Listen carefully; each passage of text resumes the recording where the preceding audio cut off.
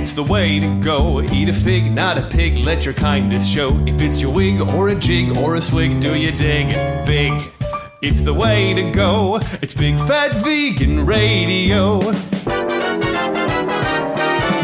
something's fat, there's a lot to show. It's gotta be fat to help the movement grow. Making fat loud chat that won't be flat. It's that. And here's our show. It's Big Fat Vegan Radio. I've just got that vegan glow, like a drag queen calling Patrick Goudreau. I'm a YouTube vegan cooking up good eating.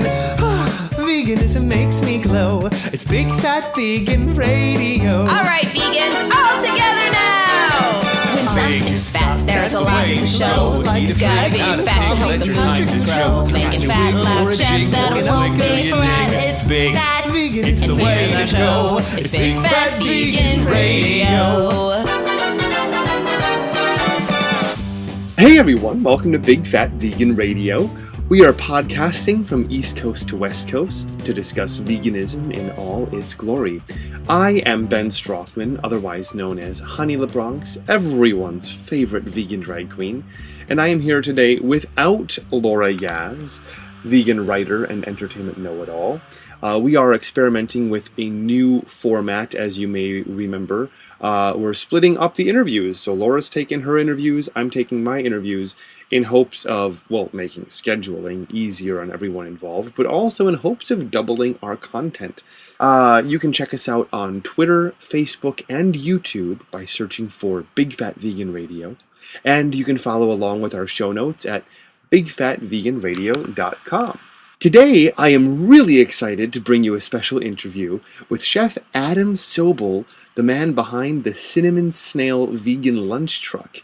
I have to apologize, I recorded this interview quite a while ago, and I just have not been able to get this episode posted sooner. Unfortunately, we had some audio issues. The intro-outro episode audio that I recorded before and after the interview, something happened to it, the audio got trashed, I couldn't use it.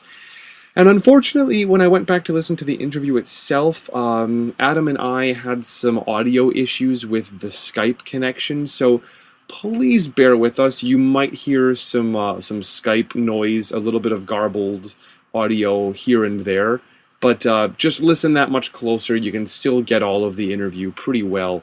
So my apologies for that. And Adam, thank you so much for your patience in waiting for this episode to go live. I am really excited to bring this to you guys. So you might be familiar with the Cinnamon Snail lunch truck if you've ever been to, the Vegetarian Food Festival or any of the big vegan events around town. The Cinnamon Snail is just about always parked outside serving amazing vegan goodness to the people who are so willing to wait in line for it. They've got a lot of savory, delicious, meaty sandwiches and stuff, as well as a whole array of vegan desserts that will just blow your mind. It's really become kind of like a cult obsession around New York City. And my apologies to all of you who are outside of New York City and just not able to experience the Cinnamon Snail, but I still think you will be very interested to hear this interview with Chef Adam Sobel. And without any further ado, or any further adon't, a don't? Because it's like a do and a don't. No? Okay. Anyway, here's the interview.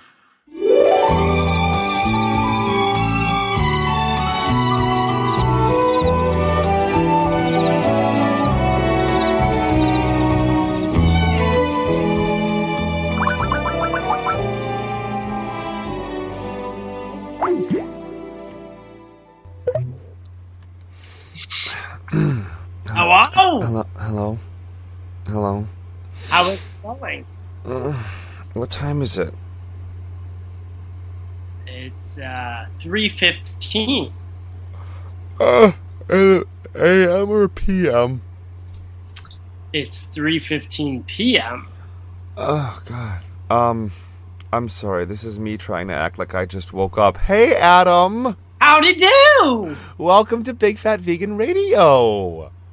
How's it going?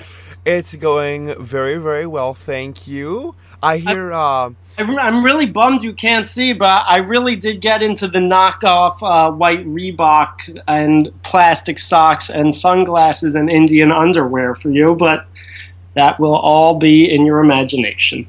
well, unfortunately, we are not on a video call right now because I actually got in full drag just to do this interview. Perfect. Because I know when people think they're talking to Honey LaBronx or are listening to her, they're probably picturing a drag queen. And I just, I'm that method an actor that I have to actually become the character to speak as her. That's how I feel about being a chef in Indian underwear and plastic socks. Well, at least as long as you got like some kind of like a hair net or something that can help you feel the part. It's totally food service safety around here. So we talked about a dress code for you before you came on the show. Of course, for our listeners, it was a voluntary, self-imposed dress code that Chef Adam Sobel put on. Is it Sobel or Sobel? I guess it's Sobel. Sobel sounds kind of highfalutin. Right. I was gonna say I don't want to be unnecessarily fancy. Right. But I do work with a lot of drag queens, so like. It was totally voluntary, like, just so everybody understands, I was, like, at this ginormous wardrobe, and I had bayonets pointed at me in all directions, and it was like, get in an outfit right now. So it was completely voluntary. I could have succumbed to the plank and bayoneting, but I chose to wear these plastic socks and knockoff Reeboks, Indian underwear, and fancy sports sunglasses. Now, Indian underwear, are we talking Native American or Indian? No, Indian. I was just in India with my family a couple months ago, and one of the things I do like to indulge in when I'm in third world countries is their selection of undershorts. Interesting. Really have the wackiest motif undershorts in third world countries you can find anywhere. Like circa 1984 Marshall's upholstery flavored underwear. So that when you sit on the couch in your underwear, you kind of blend in with the upholstery. Yes, that's camel. That can come in really handy when you're trying to like camouflage just certain parts of yourself. Mm-hmm. Totally. No, people just think I'm like a set of legs and a torso. Yeah, really. They're like, wow, this vegan diet, you are really losing weight in really disproportionate areas. So, are these anything like India's version of Mormon underwear? Well, I don't think they make me more magical than I already am, but they enhance. It's like MSG, enhancing my pre-existing magical condition. You know, I do not get angry at MSG. You know, every single like Chinese food restaurant that I go to, they advertise on their menu. They say no MSG, no MSG. And first off, I gotta say, the lady doth protest too much. Every time I see that, I just assume that it's loaded with monosodium glutamate. But I recently looked at a bag of Doritos because obviously the sweet spicy chili flavor of Doritos are vegan. So that's now the only Dorito flavor that I eat when I eat Doritos. But I looked at the ingredients and they proudly boast that they use monosodium glutamate. And Right. I'm like, if that's what makes Doritos so good, then just do it. Have you ever thought of adding MSG to the menu at the Cinnamon Snail? Most of our food is entirely like carefully crafted out of just slightly moistened and colored packed types of MSG, like an entire loaf of bread fully made out of MSG. Wow. Yeah, it's like great for crafting things to look just like something else. You know, you got me thinking, wouldn't it be great to watch an episode of Iron Chef and the secret recipe would be MSG? Yeah, that would actually be really interesting. I gotta say, though, I'm perfectly happy not consuming MSG. And if you do like Doritos, Yeah. there is a Garden of Eden chip called Red Hot Blues, which are organic and pretty natural. And are pretty up the Doritos-y alley without having like crazy crap in them. I could look into that because I gotta say, I mean, I do love me some Doritos now and then, but and I'm not, there are junk food vegans and there are healthy vegans, and I guess there are some that fall in between. And then there are raw vegans, and those are sort of like the cousins at the family picnic that we don't really talk to as much. But I just don't like the way that Doritos make me feel after I eat them, and maybe that's the MSG. So I should look into that.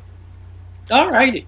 There are there's a lot of like it's funny. We got a little fan letter or fan post on our Big Fat Vegan Radio Facebook page. We weren't going to acknowledge it on the show, but I'm doing this interview solo, so here we go. And this person, she was like, I don't understand. I used to listen to your podcast and love it, and now I can't listen anymore because I never understood why any vegan would want to eat fake meat, or as I call it, air quotes, fakin'. And I'm like, you're so creative. You're so clever. You get such a gold star. And she's like, if you're just going to eat fake meat, just go ahead and eat animals then. And I'm like, wow, you are such a wonderful advocate for the animals, aren't you? Do you ever like get these arguments from people that because you're vegan, you shouldn't be eating meat, or like eating, I don't even call it fake meat. It's meat. It's vegan meat. Thoughts on that? All right. So here's my thoughts on that. My veganism is probably like yours, entirely grounded out of ethical concerns, right? Mm-hmm.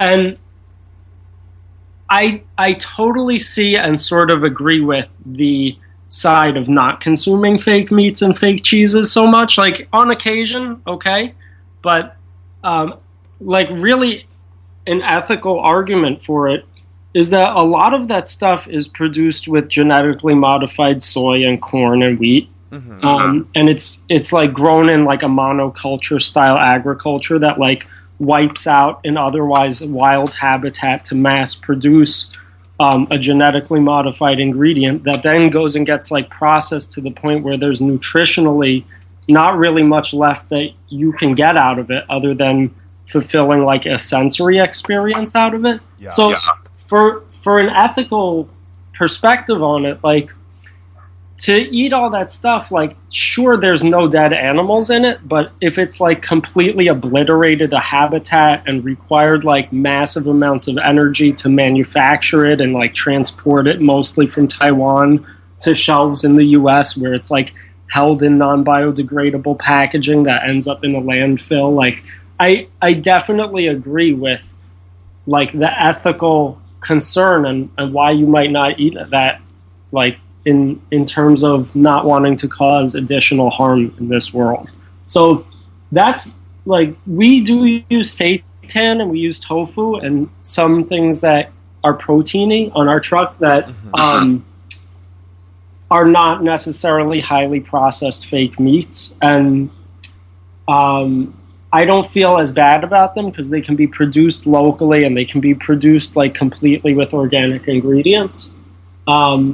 But I do kind of see the point of not wanting to consume that stuff, like highly processed, industrially produced, like fake meat and cheese products. Interesting. That's a really well-researched, well-thought-out answer, I gotta say. I honestly have a feeling that when most people come at me with that argument that we shouldn't be eating, things that resemble animal flesh, I think it's more coming from an emotional notion. Right, like it's like a social thing, like, right. I sort of even a little bit understand that perspective, that it's like kind of morbid. Like, if you want to like convince yourself that you're eating dead bodies so much, like, go ahead and eat dead bodies. Like, not, I'd personally rather people not imprison and kill and torture animals to consume them. But there is something like kind of morbid about like our sort of like socially programmed desire to consume foods that resemble dead bodies. It's an interesting thing. It is interesting, but I think at the same time, the clincher that got me to go vegan, there's so many, every time I work at this restaurant on Saturday nights, and it is definitely not a vegan restaurant.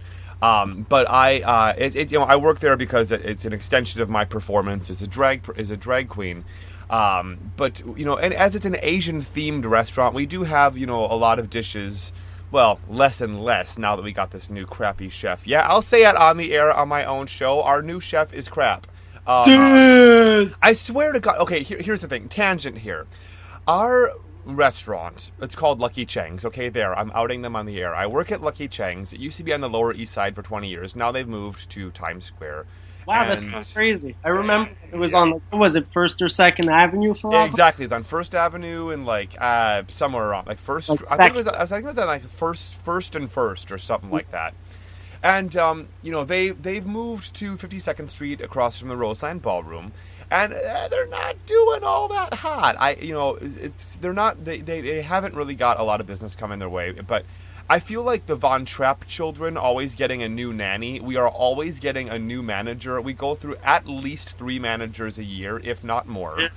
And constantly going through new chefs, because any self-respecting chef sooner or later is like, I can't do this, I quit.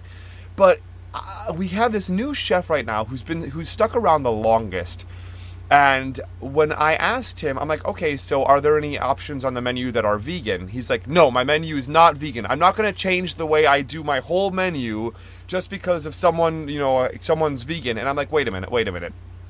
It's not just that one vegan that isn't going to be able to eat here. It's the 9 friends they're bringing with them who are going to rule this place out as an option because, it's not all inclusive. There's nothing our friend can eat. Yeah, it's so true. And that's why it's like emerging as such a wonderful thing that almost every place now is getting at least a couple veg options. Yeah. And it's kind of fantastic, especially in New York, which wants to be a really inclusive kind of community place. Yeah. Well, even worse. I mean, even worse than the vegan thing, than not including vegan options on the menu. And there's maybe there's some soba noodles. I don't know about you. Anytime I see soba noodles, I want a peanut flavor. These are like some green onion flavored soba noodles, which is just like the redheaded stepchild of soba noodles. But all offense to redheads out there. A P.S. Side note: I love redheads. I got a sweet an affection for them. But he has nothing on the menu that's gluten-free. Now, I am not a gluten-free vegan. I love my gluten, I love my seitan, but when I come to him on a Saturday night and tell him, hey, in my party of 12, there are 2 girls who have a gluten allergy, and he honestly told me on a Saturday night, can you slow down with all this gluten stuff? And I'm like, what am I supposed to do? Tell them to go? Like, who hires a chef that has no working knowledge of gluten-free, that prepares a menu for your establishment that does not cater to any allergens of any type? Absolutely ridiculous. And that concludes our Ben kvetching about his job segment of this show. But yeah, I can understand if you want to come at the whole fake meat thing from the angle of yes, it's bad for the environment. It can even be bad for animals. But for me, the reason I brought up my workplace was when I talk to people who order vegetarian items at our restaurant, which there's a few. I always start by asking if they're going vegan, and it's always this gotcha moment, where they're like, oh well, no, I'm not, and then they always name the thing that they can't give up, and it's always cheese or it's always something. For me, it was nachos, ground beef Taco Bell style nachos, and the thought of that kind of food. We have some ridiculous nachos on the truck this week as our special. They're these Korean barbecue nachos, and we have they're and sour ginger seitan on it, and gochujang roasted tofu, and sautéed kimchi, and pickled veggies, and this roasted habanero Korean chili sauce on them. And I agree, nachos are something I do not intend to leave behind me as a thing of the past. But you could look up way more exciting nachos that are way more fun than any bowling alley type garbage you grew up with anyway, Yeah. That even sounds a lot more delicious and more gourmet than the kind of nachos that I was used to as a bar food. Mm-hmm. Yeah, totally. But yeah, I mean, pretty frequently too, our whole truck crew gets together for potlucks. actually in like another 45 minutes we're having like a tea time style potluck, all the cinnamons. But pretty frequently we get together for potluck. And 2 weeks ago we made ridiculous nachos, like more traditional style, and tofu buffalo wings and stuff. It was so fun. So tofu buffalo wings, do you make the wing yourself? Because a lot of restaurants in New York City, they have like buffalo wings, but they're all ordering them from Meiwa, the place that makes. Yeah. Well, they're not. That's not tofu. That's all textured. Exactly. Yeah. Which is like kind of like what I was talking about, like super industrially processed, like made genetically. Where like I'm using sprouted local tofu or local tofu from the Fresh Tofu Company based in Pennsylvania, which rocks. Yeah. And I got like no problem with that. I mean, we get it in like reusable buckets that we return to the distributor. So there's like not even really packaging to waste, use of non-biodegradable stuff. And I really like, I feel like it's so important as vegans that our next step in our evolution, like collectively towards nonviolence, is for us to really put into perspective that form of like we're causing and waste we're causing, like it is indirectly a form of violence to all living creatures on the planet. Like not to sound like real preachy, but like I want to take it seriously and take it to the next level. Like if we're a community of people who are like really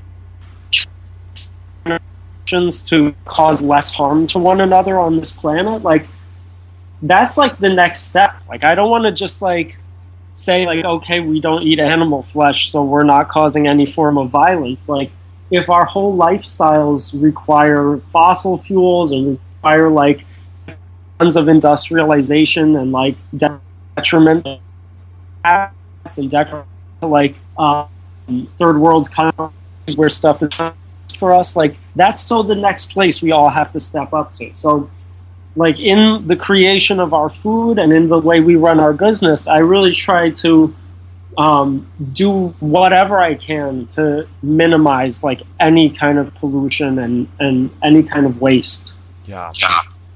I hear that, and I really want to get better about that myself. I think that's one of the reasons that I have such a desire to get more hands-on with my food and prepare a lot more of my own stuff. That's sort of when I went vegan 3.5 years ago, that's sort of what got me to like head into the kitchen and start getting creative about how can I make these things on my own and cut out the middleman. Totally. I mean, and aside from, you know, being able to prepare your own food, which, you know, eliminates a lot of the wastefulness and packaged stuff, like then you can really control, like, first of all, the integrity of the ingredients you're using, and like you can really ensure your food you prepare for the people around you is like really prepared with love, which is like I can't stress it enough. Like the ultimate, most important ingredient in food. Yeah, that's why our civilization eating stuff that's manufactured machines that like never really has like a nurturing intention and thought poured into it. It's like it's kind of devoid of the real thing that fuels us through eating. It's like just material, and it's not like whatsoever like this like beautiful emotional like energetic experience eating that kind of food. You know, and not for nothing, but I would imagine that has a lot to do with the success of the cinnamon snail.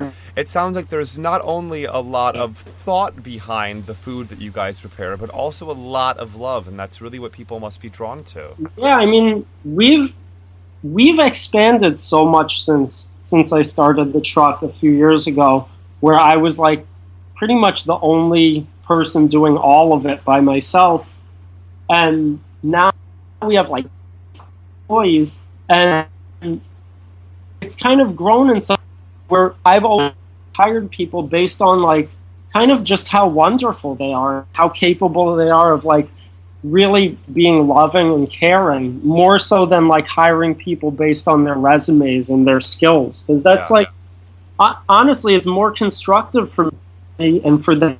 If I can find people who sort of like a lot of those skills, but are wonderful people with great intention. In the process of working, like picking up an skill that they can like grow with and take with them, after they work that. So, everyone involved like really cares about what we do and really puts a lot of love into it. So it's certainly like not just like our whole crew. It's like extra passionate about the food and our customers, and really wonderful. And now, Adam, you personally, how did you get into food service? I mean, what is your background from going from I want to be vegan to I want to be a chef? All right, so I actually wanted to learn to cook before I became vegan. I fell in love with this, now my wife, Joey, who lived in New Jersey, and I would come out and visit her, and she was like this vegan that ate nothing but French fries and cans. And I really didn't know anything about cooking food and just knew I really make yummy food to eat. And I would hang out like in Barnes and Nobles all night, like copying down recipes, like attempting versions of. And then I started working in restaurants to like figure out deeper and deeper skills. And then like at one of the first restaurants I worked at, like I was agreeing so much with the principles of being vegan and like kind of standing up for it in the restaurant that I worked, like how it is for you in veg restaurant. Like people would question like, this person want to modify this dish to be vegetarian. Yeah. And I would, like, even though I wasn't yet vegetarian or vegan, I kept finding myself like standing up for their principles until somebody was just like, well, why aren't you vegan? And like it really hit me like maybe I should be, So, vegetarian, and then later we had our first daughter who's now 11, and during my wife's labor is when like I really made the connection of like how important it was going to be for our child to breastfeed, both like physically and spiritually, and emotionally. I couldn't like ever stand in the way of that for another living being, and it like really connected the dots for me, like without any question, like why I would want to be vegan. And I've really never looked back. It's been 11 and now I've been vegan. And all because someone asked you the question, why aren't you vegan? Yeah, I mean, what really happened was that by that time, like all of my excuses had fallen by the wayside. Like I figured out, like, damn, like vegan food can be just as yummier than non-vegan food. Like, vegan food has me like feeling very nourished. Like I'm eating like 98% vegan at this point anyway. Like, and I wasn't like in poor.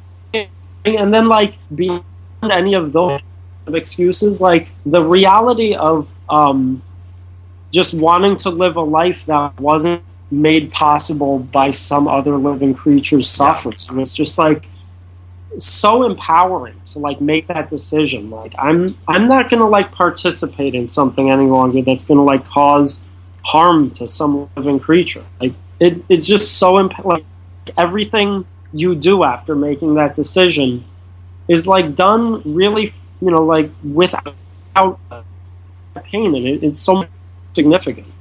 Yeah, thoughtfully. It's interesting when a lot of people ask, like, "Oh, wow, you've been vegan this long. How do you feel?" And I think they're always expecting to hear some health response, but I always tell them, not contributing to that suffering, it makes me feel better than any like positive health effect that I could cite for them. I'm so psyched that it just so happens to be like pretty healthy to live a vegan life. Yeah. But to be honest, like even if it wasn't, I would still gravitate towards it. Amen, like brother. even if it did like some kind of nutritional deficiency, and maybe like once every like 8 years you'd have to like eat a piece of cheese or something to continue living an utterly vegan life, I would still probably live that kind of, you know, like it just makes you feel so good, not even just on a physical level, but like, for lack of another way of describing it, on like a spiritual level. Yeah. I definitely agree. You know, I mean, people cite certain like, oh, so you must not have a lot of like mucus, or so you must not get sick all that often. And to be honest, I can't really tell the difference because it's been so long. All I know is it makes me happy. You know, and when a lot of people are in a position of having to defend their veganism to people, I always say, just tell them you're doing something that makes you feel happy. Yeah, I mean, that's really all you, like, the fact that you should ever, in the first place, have to defend why you don't do something. Right. Like, why don't you, like, go kill people in the street and eat their dead body? Like, what's up with that? Like, I don't want to ruin my nails. Yeah, I know. Like, it's like essentially the same question. Like, so why don't you go, like, take down, like, a grown, like, cat in the past, like, living a wonderful, peaceful life and just, like, eat its dead body? It's, you know, I love... never be any reason that, like, you have to defend your position to not do something that causes harm to somebody else. Well, there is a reason when you do have to defend that, and that's called family reunions and family barbecues. Yeah. So, Adam, I'm going to ask you a real hard-hitting, serious question here. I hope you're ready for this. I hope so, too. I hope I can do it! If you could veganize any fast food item, what would it be? Alright, I don't know about fast food items. Or favorite. Any, like, favorite or famous or something. The thing that I would like most to veganize, which has been vegan... Well, man, there's a couple. There really are a couple. I'm gonna at least have to get one that I would like a really solid veganized version of is matzo ball soup. I've had some like lame veganized matzo ball soup, like some compressed golf ball of crushed up matzah in some lame broth.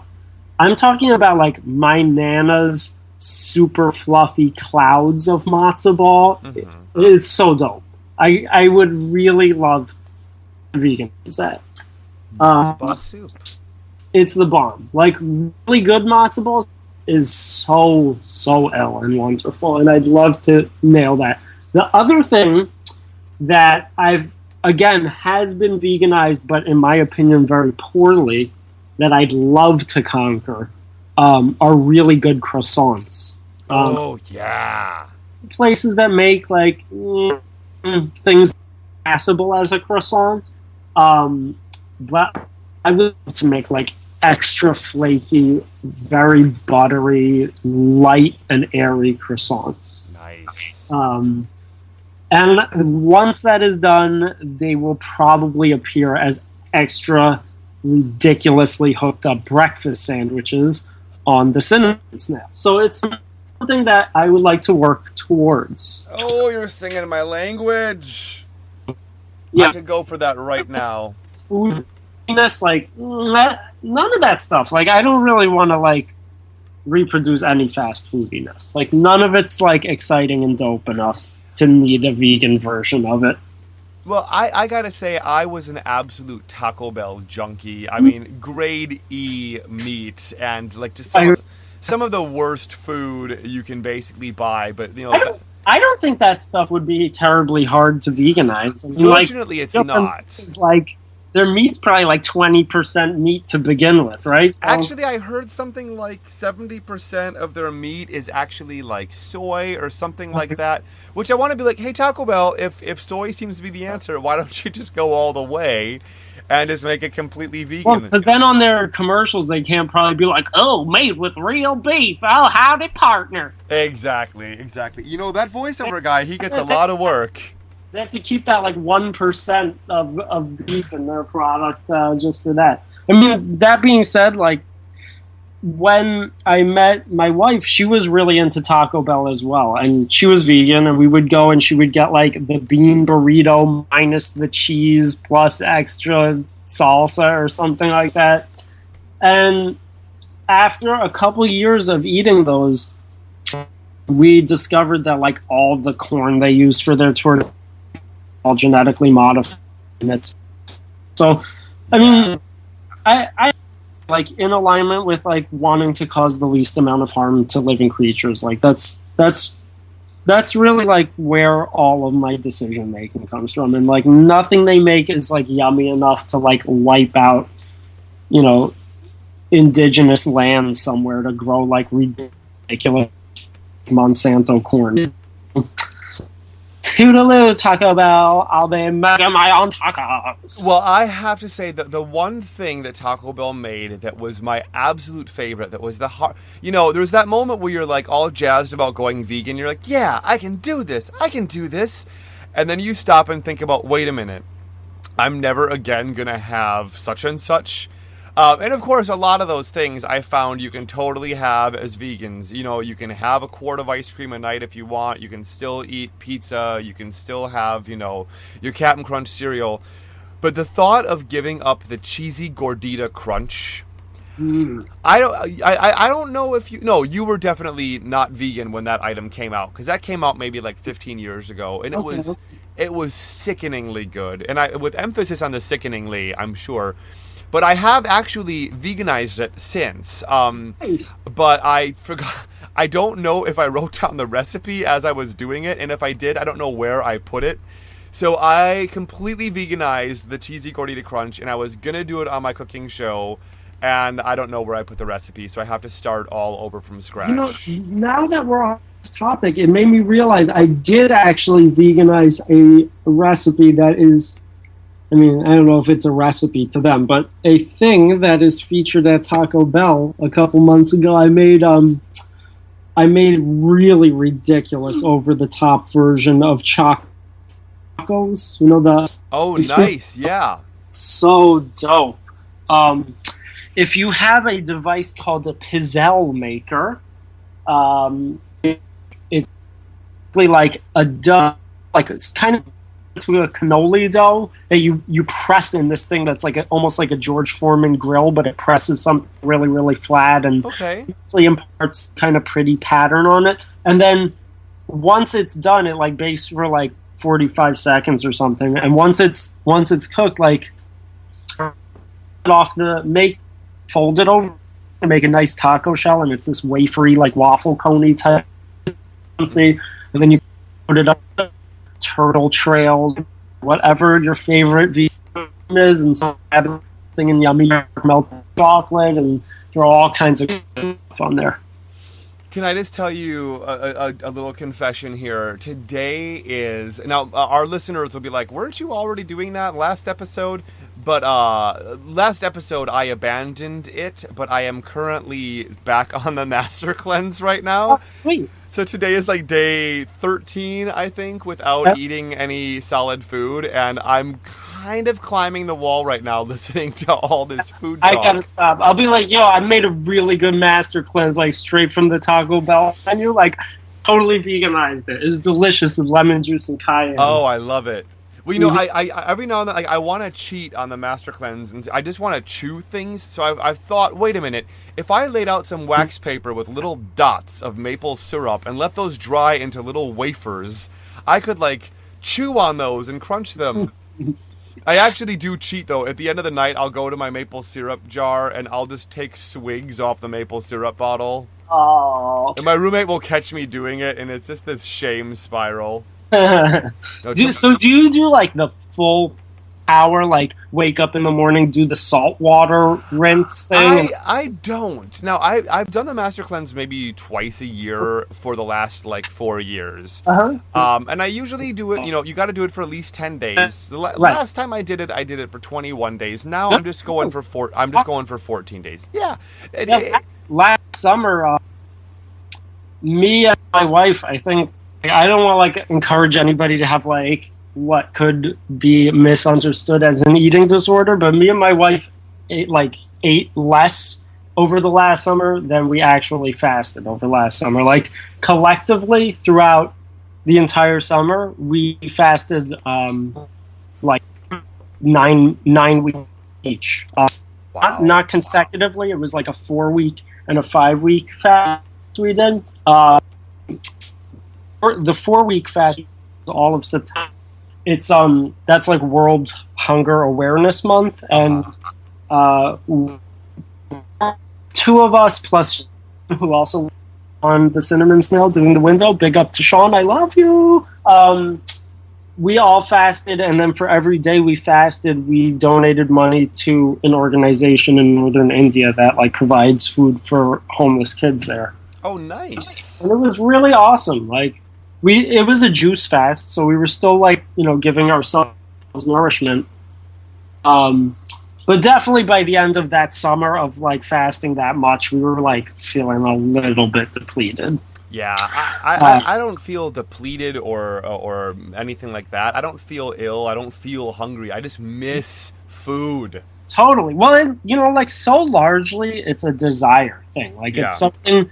Like, I'll be the first to say, I eat food because it's really yummy. And I eat food that's, like, extremely exciting to my senses. Like, I want to eat ridiculously spicy, like, fun, like, fusions of, like, Korean and Vietnamese, like, dopeness.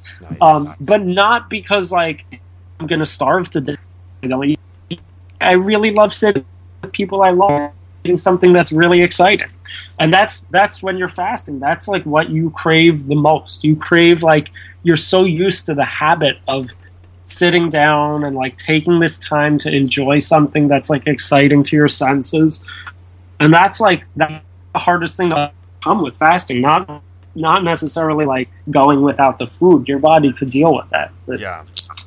It's interesting the things that I've been craving, while fasting. It's things that I normally wouldn't want. But like you said, when you are hungry, like when you're eating because you're trying to stave off starvation, that's when your standards just get so low. I mean, in those few moments in my veganism where I go too long between meals, or I'm like just absolutely starving, I've had moments where I'm like, I found myself almost contemplating reaching for something that was non-vegan because I'm like, oh my god, I didn't think about a meal, I gotta grab something, this is right in front of me. And of course I don't do it because I'm like, I'm not really starving. Yeah, but you're like this close to eating like peanut butter and jelly and sauerkraut on nori or something. That, to be honest, that does not sound that bad to me, but I'm also half German, so... That's like big in Germany. They're like, peanut butter, jelly, nori. Probably. I mean, just brush the nori off there. When I was a kid, I used to make peanut butter, jelly, cheese, and lettuce sandwiches. Damn, girl. Wasn't that bad, actually. Man, maybe you should see if Lucky Chains is like hiring for the chef position next time, and you could get up on the peanut butter, jelly, lettuce, nori, sauerkraut thing. The only job promotion I want from Lucky Cheng's is called unemployment. I go in there every day hoping that they're going to find some bogus reason to fire me, and I can live happily ever after for the next 18 months on a nice little stipend. Mm-hmm. But let's talk weird sandwiches. So I threw out one for you when I was a kid. Peanut butter, jelly, cheese, and lettuce. Do you have a weird sandwich, vegan or not, from your childhood? Man. I'll tell you what was in my lunchbox as a kid, and it's like so... You'll understand why I grew up to be like a chef seeking out exciting food, because my parents sent me to school, I'm not even exaggerating, for years on end with the same lunch, which was gefilte fish in a baggie filled with carrot sticks. Like, nobody's gonna want to trade with you. Like, somebody's got some dope, like, peanut butter and jelly sandwich, Snickers, juice box thing. Nobody's gonna... No. It's just... Gefilte fish and carrots. That's like... It's like the particle board of the fish I mean, it's like really like the MDF, like made out of chipped up garbage. Oh, I've never had gefilte fish. you never want to have gefilte fish. I You just- never want to veganize gefilte fish. It's like this gelatinous, like turd of. It's bad. Wouldn't you be so bitter in the afterlife if you were a fish and you're like, okay, they murdered me and they took my body and they used it for something very, very important. Wait, they used my being to make gefilte fish? That's what I never get. Like when I ask people who like, there's like some people who I know who will be vegetarian for a little while and then they'll go back to being non-vegetarian. Like when you become vegan for ethical purposes, like you really never go back. You can't like live with going back. But when like people in my family have gone vegetarian for a little while as like a fad diet thing, and I'll hear they like ate something that was not vegan, and I'll be like, oh, okay, so what'd you have? Like what was like so yummy you like decided to not be vegan for? It's always like something so not even that exciting sound. Yeah. Like how you gonna like save a living creature's life to make that like bologna sandwich? Right. Shit. Like it's so disgraceful. Like, I mean, it's no matter what, it's a living creature to be like killed for that purpose, but to kill a living creature and have like fucking fish sticks is just I'm trying to remember who this was recently that I heard. I don't know if it was Aaron Red or someone, a friend of mine I was talking to. Shout out to Aaron Red. Hey. yeah. Someone I was talking to recently, they were out with no! It was Marisa Miller Wolfson. Yeah, I take back that shout out to Aaron Red anyway. Yeah, I'm taking that rescinding back. that. We are here. We're the Repo guys. We're taking back our Aaron Red shout out. Sorry about it, Aaron. Sorry about it. Marisa Miller Wolfson. Apparently, I don't know if she had, if she was, I think she was like dining out with someone who was not vegan, and they were eating some form of murdered animal carcass, and the person didn't finish their food, and they said to the waiter, like, oh, you can take this away, I'm done. She's like, no, you could leave the plate. Leave the plate. And the waiter leaves the plate, and she's like, you're gonna finish that. And he's like, no, I'm full, I can't. She's like, you wanted some animal to be murdered, to be made into your food. The least you can do is not throw away the remains of its dead body. You're going to finish it. I wish my parents' morgue of a refrigerator where food goes to die could hear what you said. But Yeah. some people just like don't get it. Like if you don't have enough respect for living creatures to not like to make the decision to go on eating them, like you're not gonna go and make the decision to like at least get everything out of that. There's like a big difference between killing living beings to like make fast food that's like eaten without any acknowledgement of the suffering for that creature, and like for instance, I know somebody who lives in the woods in Connecticut who like they'll eat like a couple animals, but they're largely roadkill and stuff that's like they're not going out to end the life of, and then they like go and like make the clothing they wear, and a whole different meaning to that than like just like letting something die and like not even getting anything out of it. Yeah. It's so disrespectful to that creature's life. What a sad note to end on. Sorry to be a bummer. Well, I do have another. Bummer. I know that you have a tea party to go to. I That, do. I have to soon get out of these Indian underwear and sunglasses and plastic socks and fake Reeboks and get into my loveliest tea time gear, helmet, and golden attache case King Tut garb to entertain. Now, the golden attaché case King Tut garb doesn't surprise me a bit, but why do you need the helmet? In case of attack. In case of attack. Ah, right. I figured the helmet because I've had your food before, and it's so. flavor explosive, I would call it, that I would assume that your brain could potentially explode. Yeah, that's the problem. It fell out. It straight fell out. And yeah, I mean, the helmet's not going to do much when your brain explodes. It's not going to help you, but it will help the cleanup efforts afterwards. Yeah, I don't want to get any of my brains like all over all the different dope finger sandwiches I made for this. So, in the sake of preserving food, I'll strap on the helmet and get to it. Quick shout out. I forgot to bring this up, and just in case I have some listener in some part of the country where they're like, the cinnamon what? I wanted to give a shout out that the cinnamon snail rolled on up after the Hurricane Sandy disaster relief efforts, and you guys just decided to feed communities that were devastated by the hurricane.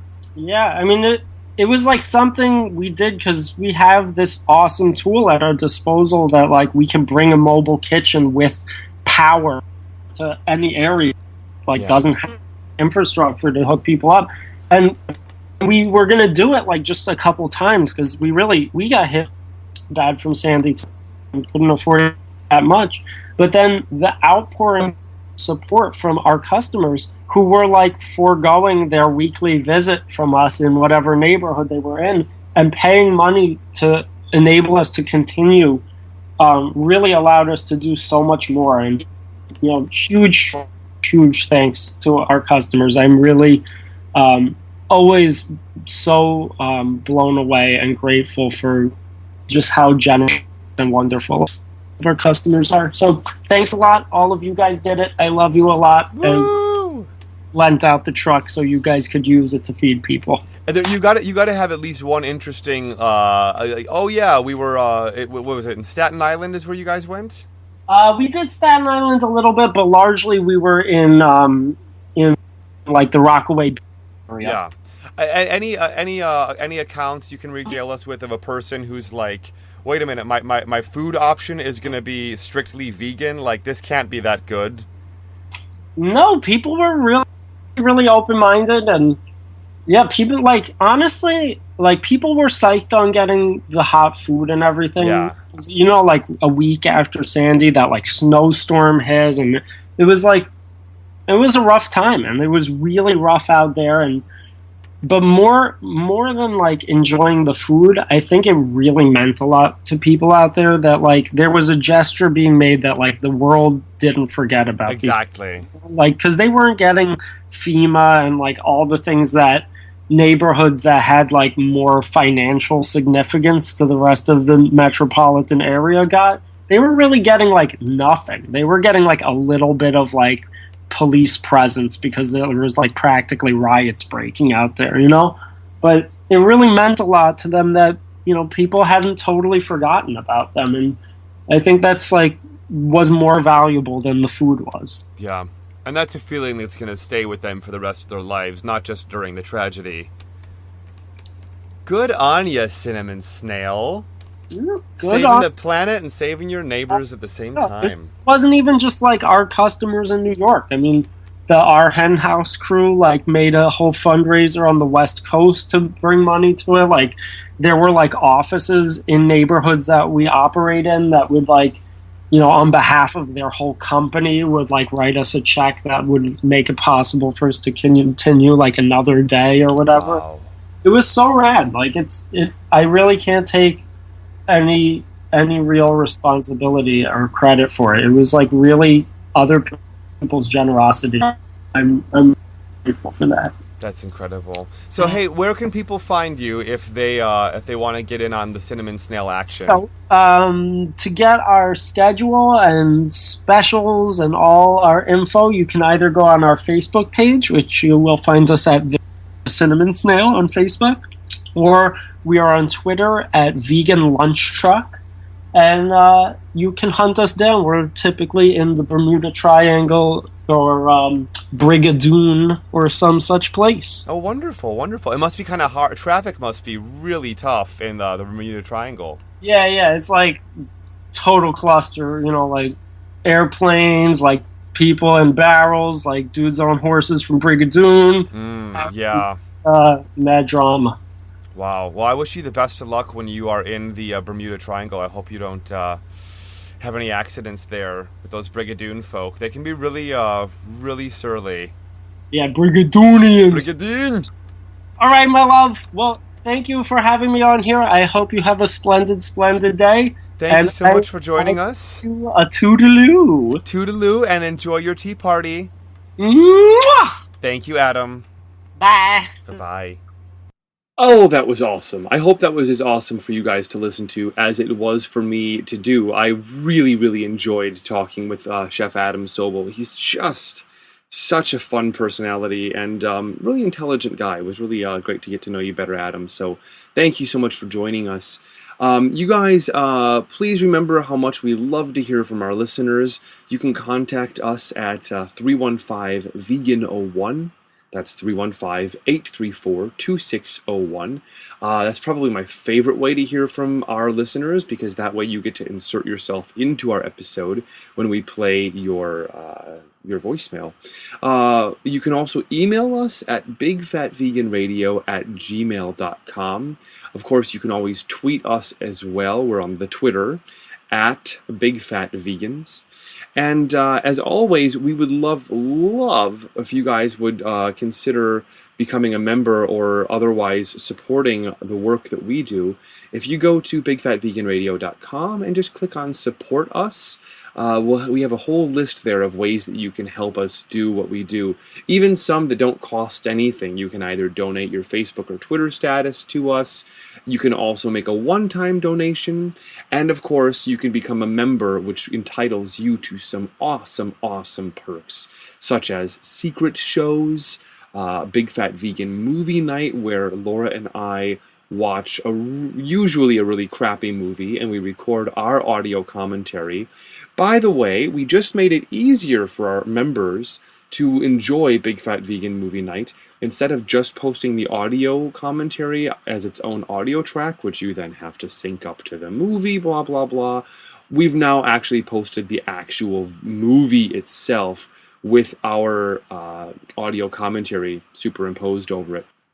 So that should make it easier for you guys to enjoy Big Fat Vegan Movie Night. Of course, that is available to our $10 monthly members. And there's other perks as well, like becoming an official sponsor of the podcast or joining us on our monthly Google Hangouts, where you get to actually video chat with me, Laura, and some of the other members. Lots of fun. Check that out at bigfatveganradio.com. Just click on Support Us. And we thank you in advance for doing so. I would love to encourage you guys to follow Laura and myself as individuals on the Twitter and the Instagram. I am at Honey LaBronx, and Laura is at Lara Yaz, Larayaz. As always, you can check out our individual YouTube channels in addition to our Big Fat Vegan Radio YouTube channel. Laura, where you can check out her videos, including her 3 minutes about a movie reviews, her youtube.com, you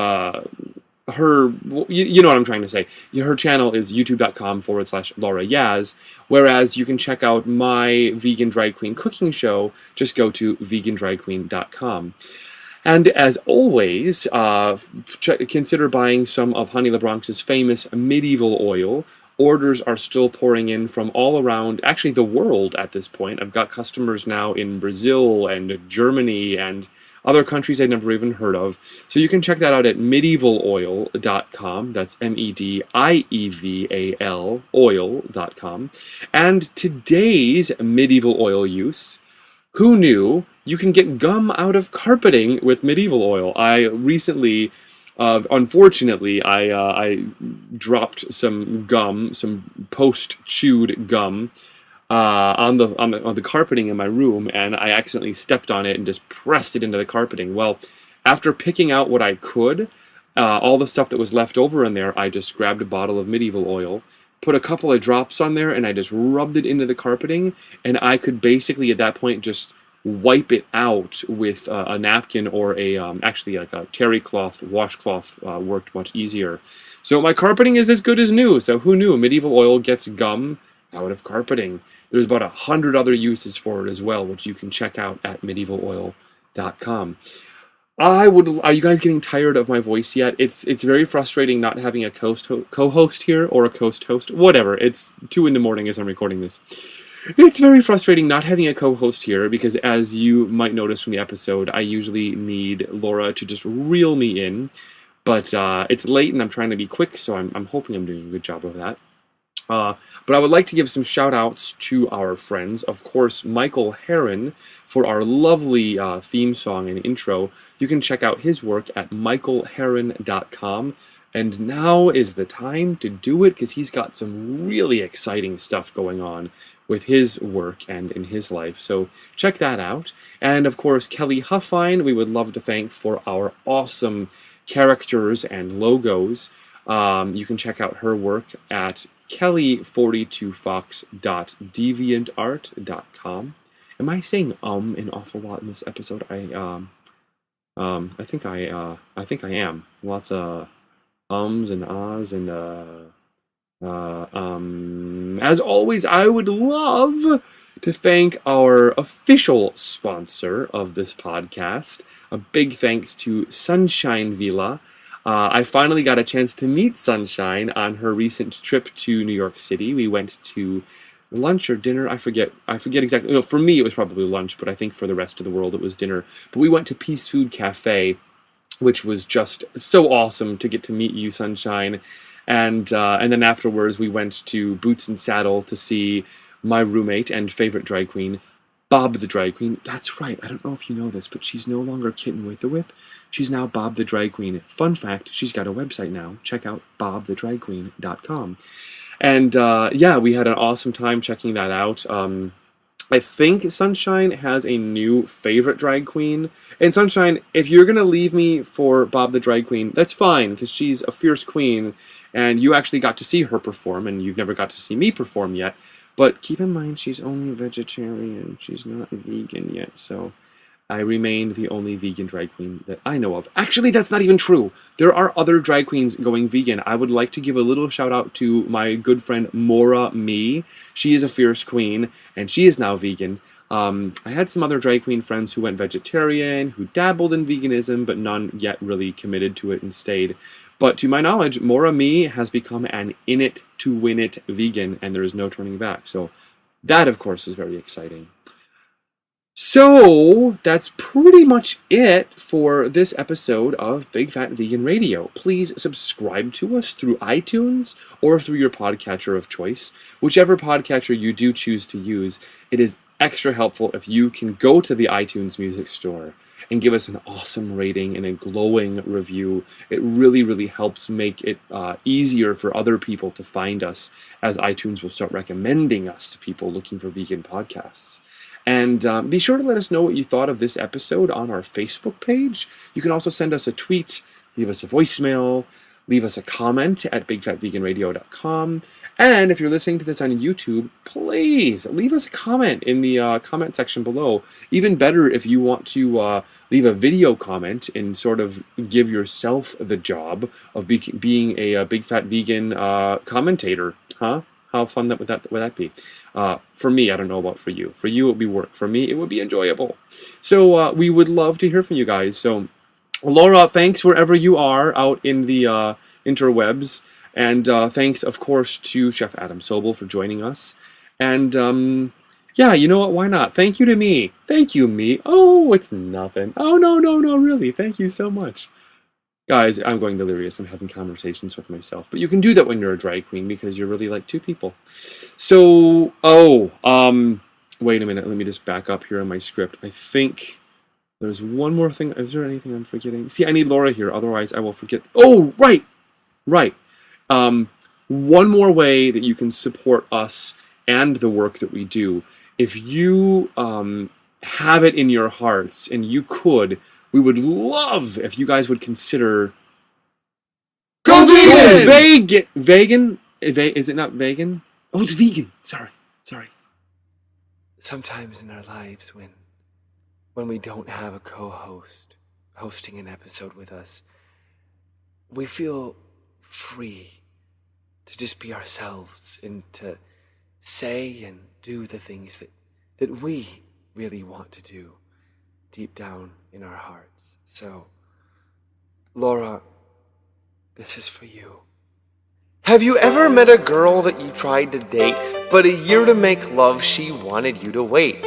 Let me tell you a story of my situation. I was talking to this girl from the US nation. The way that I met her was on tour at a concert. She had long hair and a short miniskirt.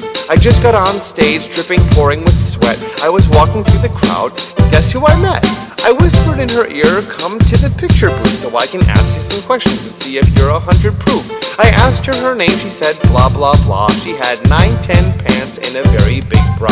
I took a couple of flicks and she was enthused. I said, how do you like the show? She said I was very amused. I started throwing bass, she started throwing back mid-range, but when I sprung the question, she acted kinda strange.